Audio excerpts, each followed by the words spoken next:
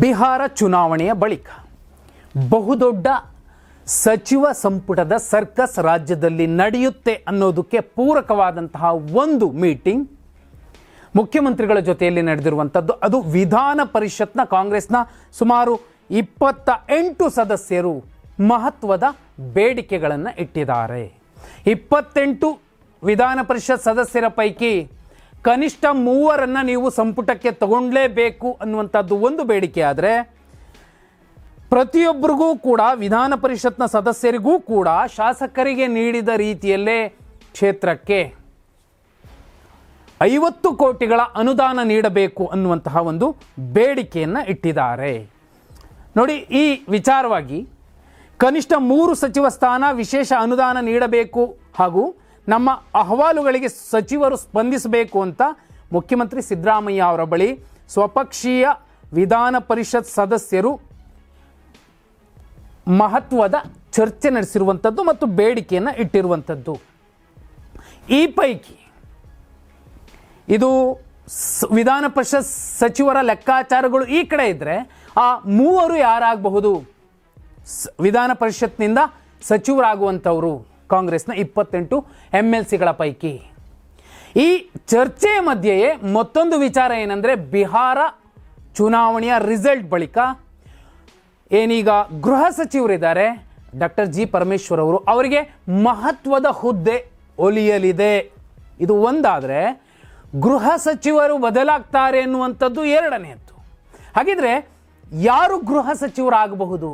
ನೋಡಿ, ಕಾಂಗ್ರೆಸ್ನ ಅತ್ಯಂತ ಪ್ರಭಾವಿ ಹಿಂದುಳಿದ ಸಮಾಜದ ನಾಯಕ ಮತ್ತು ಹೈಕಮಾಂಡ್ ಮಟ್ಟದಲ್ಲಿ ತುಂಬ ಒಳ್ಳೆಯ ಬಾಂಧವ್ಯ ಹೊಂದಿರುವಂತಹ ಮತ್ತು ಕರಾವಳಿ ಭಾಗದ ನಾಯಕ ಮತ್ತು ಕರಾವಳಿ ಭಾಗಕ್ಕೆ ಇಂಥವ್ರು ಬೇಕು ಅಂತ ಕಾಂಗ್ರೆಸ್ ಶಾಸಕರೇ ಬಯಸ್ತಿರುವಂತಹ ನಾಯಕ ಗೃಹ ಸಚಿವರಾಗ್ತಾರೆ. ಕಾಂಗ್ರೆಸ್ನ ಆ ಮೀಟಿಂಗ್ನಲ್ಲಿ 28 MLCಗಳ ಮೀಟಿಂಗಲ್ಲಿ ಕೆಲವರು ಹೇಳಿದ್ದು, ಬುಲ್ಡೋಜರ್ ಬಾಬಾ ರೀತಿಯ ಒಂದು ಗೃಹ ಸಚಿವರು ಕಾಂಗ್ರೆಸ್ಸಲ್ಲಿ ಯಾರಾದರೂ ಇದ್ದರೆ, ಒಂದು ವೇಳೆ ಆದರೆ ಇವರು ಅನ್ನುವಂಥದ್ದು ಚರ್ಚೆ ಆಗಿರುವಂಥದ್ದು. ಅದು ಎಷ್ಟರ ಮಟ್ಟಿಗೆ ಸತ್ಯನೋ ಅಥವಾ ಚರ್ಚೆ ಆಗಿತ್ತೋ ಇಲ್ವೋ ಅದು ಆ ಮೀಟಿಂಗ್ನಲ್ಲಿದ್ದವರಿಗೆ ಗೊತ್ತು. ಆದರೆ ಈ ಮಾತನ್ನು ಹೇಳಿರುವಂಥದ್ದು ಪಕ್ಕ. ಯಾರವರು?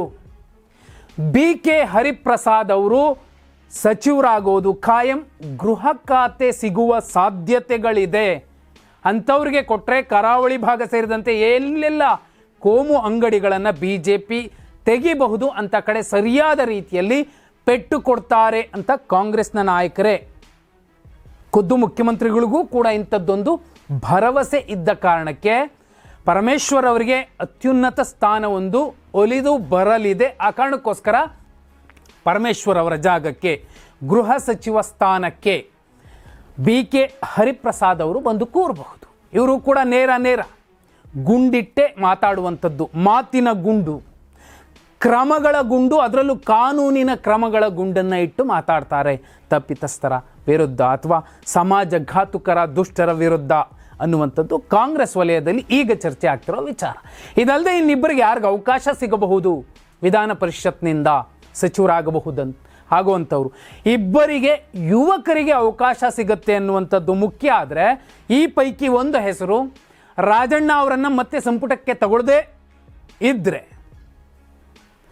ಆ ಜಾಗಕ್ಕೆ ಅದೇ ಸಮಾಜದ ಅವರದ್ದೇ ಕುಟುಂಬದ ಕುಡಿಯೊಂದನ್ನು ತರುವಂತಹ ಸಾಧ್ಯತೆಗಳಿದೆ. ಸಿದ್ದರಾಮಯ್ಯ ಅವರು ಒಂದು ಹಂತಕ್ಕೆ ಭರವಸೆ ಕೊಟ್ಟಿರುವಂಥದ್ದು. ರಾಜೇಂದ್ರ ರಾಜಣ್ಣ ಅವರು ತುಂಬ ಚಿಕ್ಕ ವಯಸ್ಸಿಗೆ ಮಿನಿಸ್ಟರ್ ಆಗಬಹುದು ಅನ್ನುವ ವಿಚಾರ ಕೂಡ ಈಗ ಚರ್ಚೆ ಆಗ್ತಿರುವಂಥದ್ದು. ಇದಲ್ಲದೆ ಒಬ್ಬ ಅತಿ ಹಿಂದುಳಿದ ಸಮಾಜದ ನಾಯಕನನ್ನು ಸಚಿವನನ್ನಾಗಿ ಮಾಡೋ ಮೂಲಕ ಬೇರೆಯದ್ದೇ ಮೆಸೇಜನ್ನು ಕೊಡ್ತಾರೆ. ಅದು DK ಶಿವಕುಮಾರ್ ಅವರ ಬಣಕ್ಕೆ ಸೇರಿದ ಅತಿ ಹಿಂದುಳಿದ ಸಮಾಜದ ವಿಧಾನ ಪರಿಷತ್ ಸದಸ್ಯನೊಬ್ಬ ಸಚಿವ ಆಗ್ತಾನೆ ಅನ್ನುವಂಥದ್ದು. ಅಲ್ಲಿಗೆ ಗೃಹ ಸಚಿವ ಸ್ಥಾನಕ್ಕೆ BK ಹರಿಪ್ರಸಾದ್ ಅಂತಹ ಖಡಕ್ ನಾಯಕ, ಹಿಂದುಳಿದ ನಾಯಕ ಬಂದರೆ ಬಹುದೊಡ್ಡ ಬದಲಾವಣೆ ಆಗತ್ತಾ?